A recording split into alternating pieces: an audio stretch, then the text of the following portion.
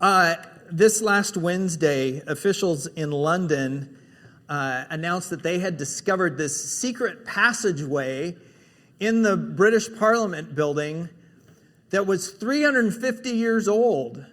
Now, just to clarify, that guy wasn't inside waiting for them to find him.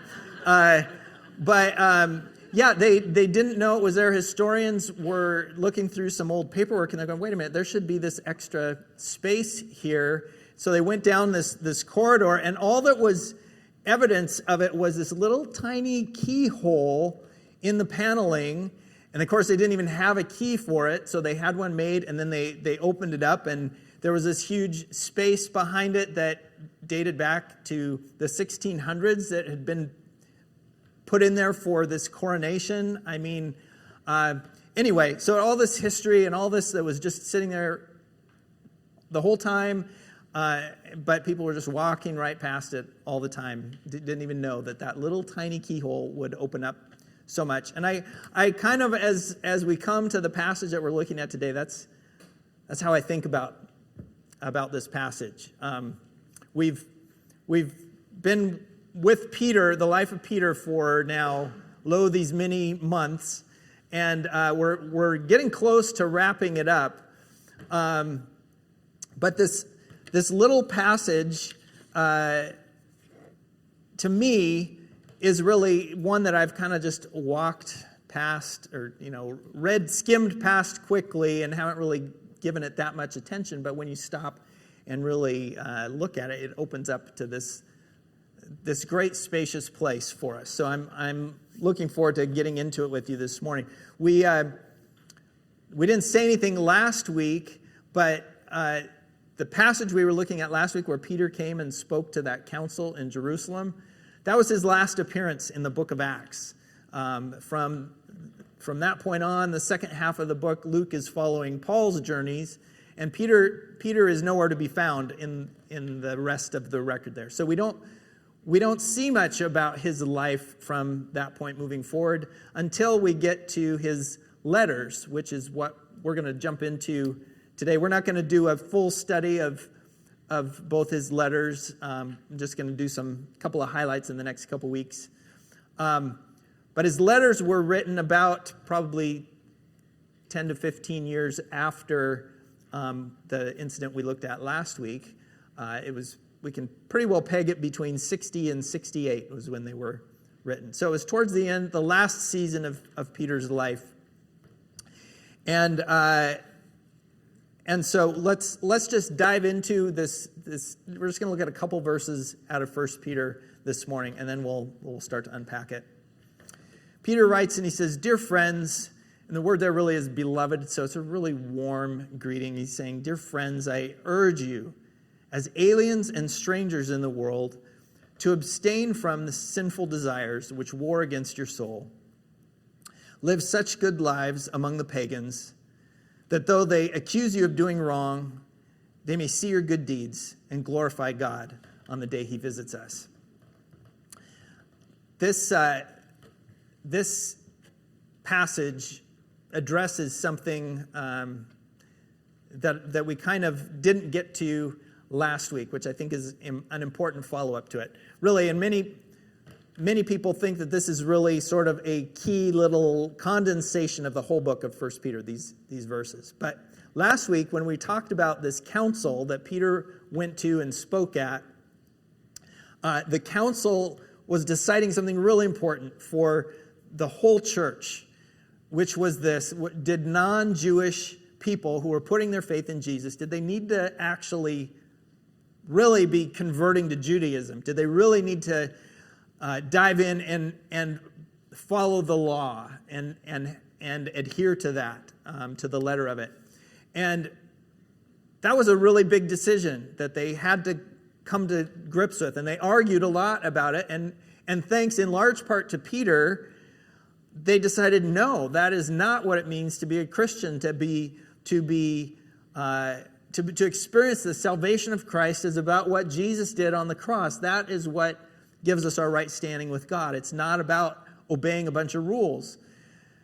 And I'm super grateful for that. That is a decision that impacts us here today. Like, the faith would look so different if Peter hadn't urged them in that direction.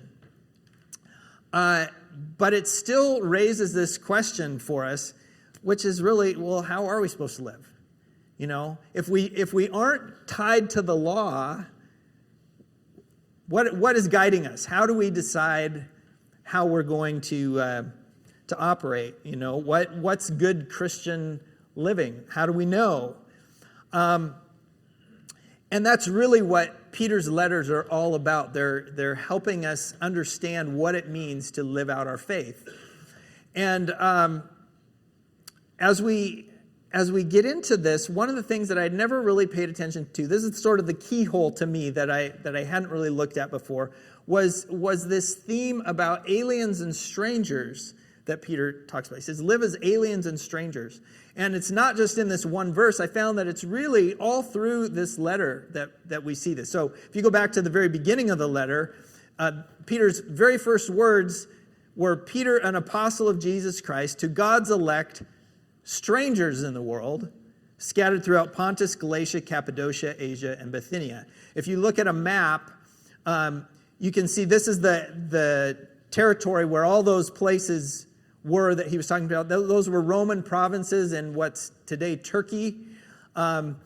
So if Peter was addressing his letter to primarily Jewish Christians, then they would even literally be foreigners outside of Israel, because Israel would have been down below Syria there on that map.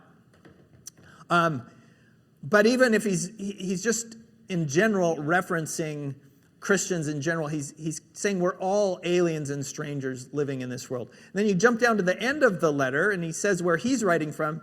He tells everybody, she who is in Babylon, chosen together with you, sends her greetings. The she that he's referring to there is just the church. It's not a person. But then he says he's in Babylon writing this, which could have been a literal Babylon. There were a couple Babylons at that time. Or a lot of people think that he's using Babylon as a reference, a metaphor for Rome. All that to say, Babylon is the very symbol for Israel of being a stranger and an alien, right? Babylon is being it's where they were in exile. It's where they were foreigners, where they were taken captive. And so all the way around that you look at this letter, it's got this theme of being aliens and strangers. And I think and there's another reference to it in chapter 1 where Peter says, live your lives as strangers here in reverent fear. So it's just littered throughout this book. And I think Peter is saying that one of the things as we're thinking about how we're supposed to live is to remember who you are. Remember who you are and this experience of being aliens and strangers. Now, how many of you have ever lived in a foreign country before? Some of you? A few of you? Yep. And even if you haven't, you've encountered people from other countries here in America. And I don't know about you. What are some things you would describe as being an experience of a foreigner or an alien or a stranger or an immigrant or a refugee? What comes to mind when you think of what it's like to be one of those people? Prejudice? Yes. Language barriers? Lonely. Basically being an outsider, right? Like you don't really feel like this is your place and like you belong here. I got together with Steve Yates this week. I don't see him here, but Steve was born in England, moved to Colorado when he was 13, and he absolutely hated the attention. You know, here he even does speak the language, but being singled out, there weren't too many people at that time from England and Colorado, and so it was kind of painful as a middle schooler to have that spotlight on you. But Peter is saying, live like this. Choose this mode of living as an alien and stranger. And you go, man, that's not an experience that we really think of as being positive and favorable. And I think this speaks especially to our day and age when you hear so much about the idea of FOMO, fear of missing out. We hate the idea that something's happening that we're not in on. And so that's kind of what the experience of an alien and a stranger and an immigrant and a refugee is, right? To have something happening and you're not really a part of it. And so Peter's saying we've got to maintain a bit of that identity. I've been working with Greg Small on what we're putting together for Good Friday this year. We're doing this really cool display, and just a complete side note, if you are an artist of some type, we're looking for some paintings and sketches and photographs. If that's you at all, please talk to me afterwards. I'd love to tell you more about that. But in the process of our conversation, he sent me a picture that is one of his favorite pictures. You may have seen it before, but it's this. This was taken in a shipyard in Germany in 1936. And you've got all these workers in the shipyard who are giving this Nazi salute, and this one lone man who is choosing not to. And they've done the research, and there's at least two potential people that it could have been, and both of them would have been making this choice very specifically on principle. And you can see it in the guy's stance and his face, with his arms crossed there. He knows exactly what he's doing, and he's choosing to be other than the surrounding culture. And that is, I think, kind of this idea that Paul wrote about not letting the world squeeze us into its mold. And that's hard to do, isn't it? It's hard because we really do want to fit in. I know for me personally, I feel like a large part of my life, I've tried to make my faith more palatable to people, or compatible, or make it seem like it fits in, and there's really no distinction. But there's just no getting around the offense of the cross. It's there. We don't have to add to it and be obnoxious, but there is this element where being a follower of Jesus is always going to be at odds with the world around us. The author of Hebrews gave us this long list of heroes of the faith from the Old Testament. And then he said this about them. He said, all these people were still living by faith when they died. They did not receive the things promised. They only saw them and welcomed them from a distance. And they admitted that they were aliens and strangers on earth. People who say such things, that they're aliens and strangers, show that they're looking for a country of their own. If they'd been thinking of the country they had left, they would have had the opportunity to return. Instead, they were longing for a better country, a heavenly one. That's this mentality that we have to keep in mind, that there's a better country for us. And so that, I think, means really a couple things in terms of remembering who we are. First of all, I think it means changing expectations. Because I think there's this piece of me that expects that I should be able to fit in. I should be able to totally come to terms with the culture around me. And so to be able to lay that down and go, no, that's actually not the case. But also on the flip side of that, to go that I need to keep home alive. I think about our neighbors who are from Ethiopia, and they've actually been in America for probably over 20 years, but they have managed to keep this connection to their Ethiopian roots through a couple of very simple things. They have a community of Ethiopian friends that they stay in contact with. They cook Ethiopian food and eat the meals of their home country, and they continue to speak Amharic, the language of their home country. And so those three things, I think, also are true for us as Christians. We We come together with other people, and we remind each other that this is not our home. We eat the food of our home country. We dive into Scripture, and we take it in, and we speak the language of our home, which is prayer. We keep those three things alive, and I think it's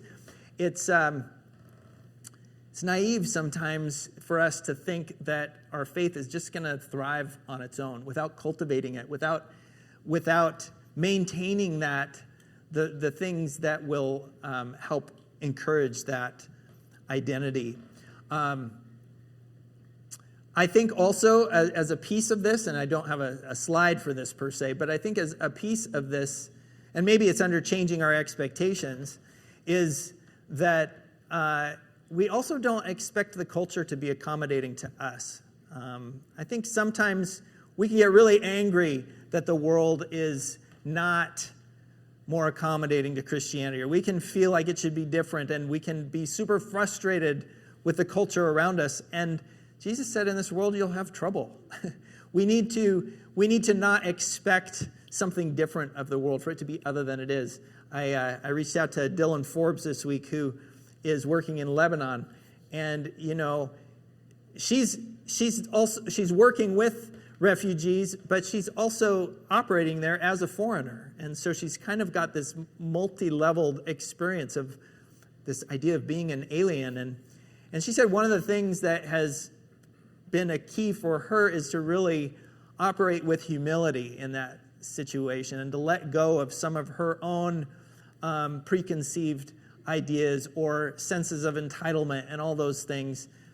And I think that's true for us as Christians, that we need to set aside some of our sense of entitlement and just really approach life here with a degree of humility, and remembering that we are aliens and strangers. So, figuring out how to live, we remember who we are. And the next thing that Peter says is that you got to be vigilant about your soul.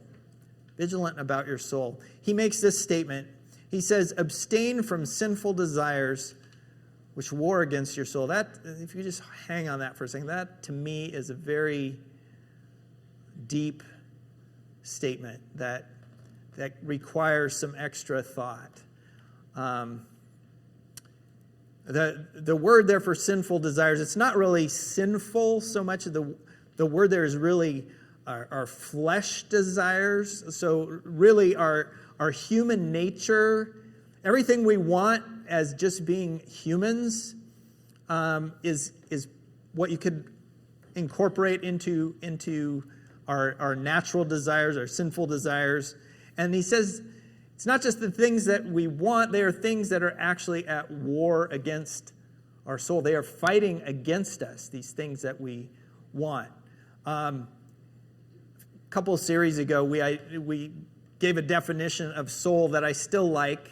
It's maybe not a complete definition, but I like this. It's that the soul is capacity for God. That's your core sense of being, is what you are for is to connect and relate to God, and that's a capacity to it. And these things, these desires that we have, can actually begin to diminish that capacity, can beat it down, and can be fighting against it.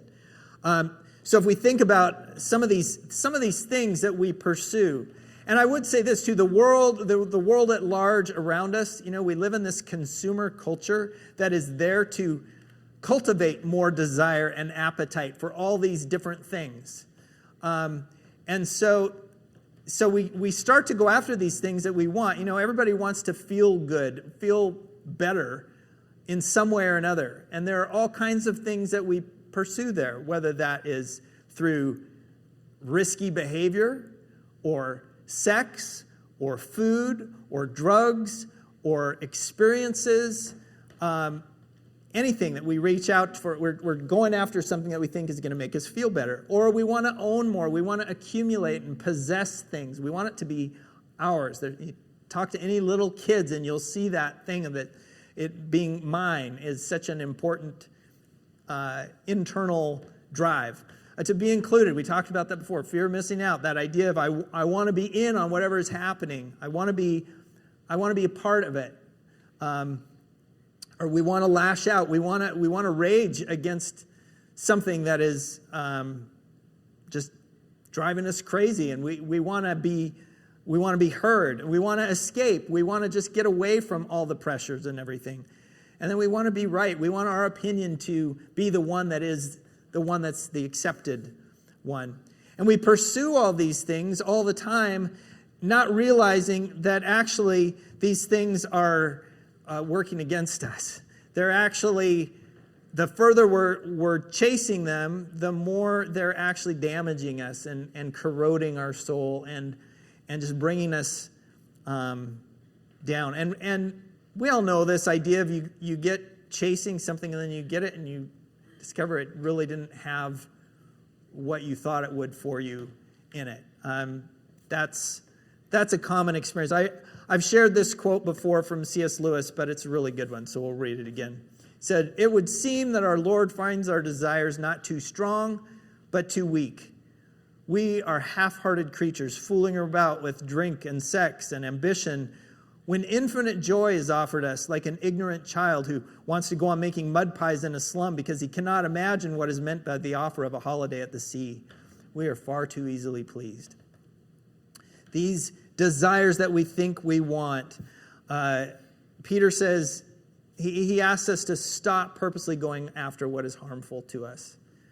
We think in our minds that they're good, but actually it's doing damage. Think about when Paul said everything is permissible, everything's okay. It's not like there's a rule or law necessary, but it's not good for you. It's not helping you. It's not increasing your capacity for God. And I think that's kind of just a good measure to think about and evaluate things. It's like, is this going to expand my capacity for God? Is it going to shrink it down?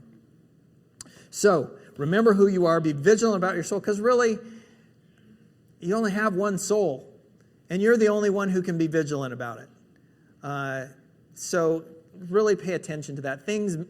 Choices matter, and the things that we do have impact, not just on other people, but on our very person. So, be vigilant about your soul. And then he writes this. He says, "Live such good lives among the pagans." Pagans there, it's really just people. It's not like they're specifically in pagan worship. That the word there is really just ethnos. It's just the nations, just everybody. So people who are not believers, live such good lives among them, and that though they accuse you of doing wrong, they may see your good deeds and glorify God on the day he visits us. That word there, that it's for living such good lives, it's interesting because that's the same word that's used when Jesus turned over the tables in the temple, which is very interesting and not like what you would expect. And you go, how does that work? But I think the thing is, really, if we're living these lives out there in front of other people, if it's really kingdom-type values that we're exhibiting, it totally flips the tables. It totally turns things upside down. And I think that's the third point there is really we are called to show the better country that we said those people in Hebrews were looking forward to. We are called to live out the reality of that country in front of other people. Colossians says this. It says, "For you died, and your life is now hidden with Christ in God. When Christ, who is your life, appears, then you also will appear with him in glory." Here's the thing. We go, well, we haven't been to our home yet. We don't know what it's like. But actually we do, because our home is Christ, right? And so we already know what to expect in him. We know that we can count on everything about who he is being true for us when we are with him for eternity. Really, that is what is going to define our time in heaven, is the fact that Christ is present there with us. And so we can count on right now having that experience of his grace, that experience of his generosity, that experience of his freedom from fear, that experience of his power and his love and his peace, all these things that are ours in a way that the rest of the world desperately wants and needs. And so we can, in our interactions, choose to exhibit the reality of this better country that we have ahead for us in a way that makes them, even though they might think we're a little weird or odd, that they eventually come around and go, you know what, yes, this is of God, and this is awesome. We have some friends who have a daughter who goes to school in Hawaii in college, and she has this job working at a retail store. And one day she was working, and this young woman came into the store and got into a conversation, got into actually a pretty deep conversation, told her that she had come there from another island because on her island she couldn't get an abortion. And so she was coming there to this island to get one, and she was going to have it the next day. So our friend's daughter said, "Can I take you to dinner?" And she said yes. And so they went to dinner, and they have this meal. And then afterwards, our friend said, "Can I tell you a story?" There was a young woman who was in similar shoes to where you are, was considering getting an abortion. But then she decided instead she was going to give the baby up for adoption. And that baby was my mom. She said, "I just feel like I'm supposed to tell you this story and share it with you, because I wouldn't be here to tell you this today if she had made that choice." Then she paid for the meal, took the girl, dropped her off where she was staying, and that was the end of the conversation. Didn't know what her ultimate choice would be. And I thought, and I realized that just saying the word abortion is a contentious topic to even raise. And you may have very strong opinions about it. But what I like, the reason I bring it up is because that conversation was so different than it normally happens around something like that, where instead of it being based in fear and anger or anything like that, she offers this alternate ending to the story. It tells her own story and then leaves it with her, and she does it in grace and love, and just shares her own experience that exhibited so much of this other kingdom values in just even the way she presented it. And this was just a young college girl who had the composure to be able to do that. And I thought, that is really awesome to go, it makes me think of that other verse that Paul wrote where he said, "For though we live in this world, we do not wage war as the world does." We may be under attack from these different desires and other things about the world that are coming against us, but our approach in response is not in kind. And we are called in everything, every presentation of truth to speak truth in love and to exhibit that better country for people, and to be able to hold both things at the same time, truth and love. Not responding in fear, not choosing anger and rage. What is it that we can do that would show a better country? How do we want to live? I even think about this, the whole coronavirus scare, and you go, the world is in such a panic around it. And what does it look like to be both careful and prudent and at the same time trusting God? How do we live out a better country in the face of what's happening in our world? We may end up not being able to have services for a few weeks. How will we exhibit care for one another through smaller levels? And how can we continue to be the church? What will that look like?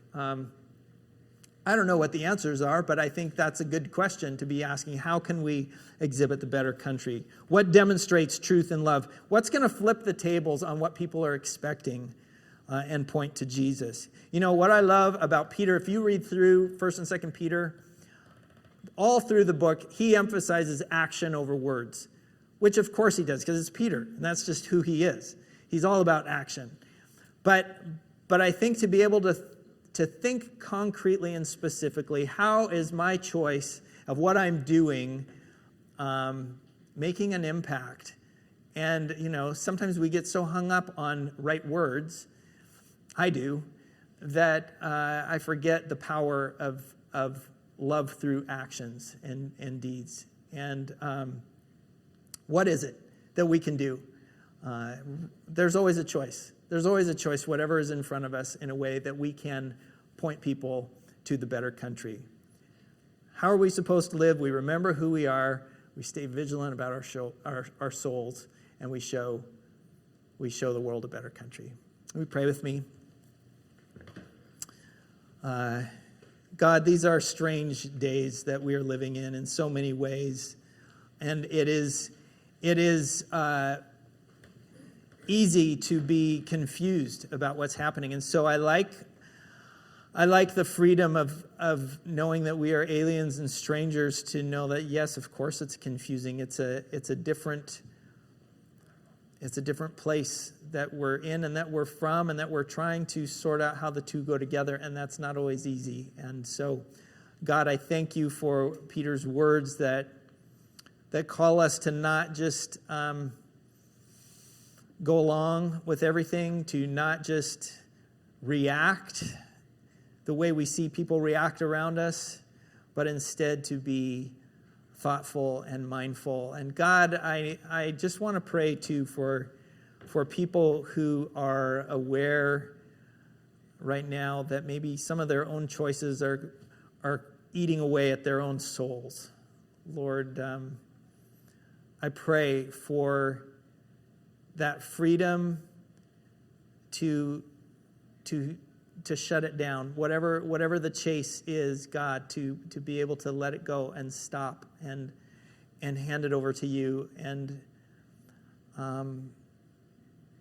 to realize that capacity, that soul can be restored, because that's what you do. That's what it says in Psalm 23. You restore our souls, God, and we need our souls restored. So for each of us, as we realize that we're chasing the wrong things, come in and give us that strength. And God, show us more of the better country so we can live it for the people around us as well.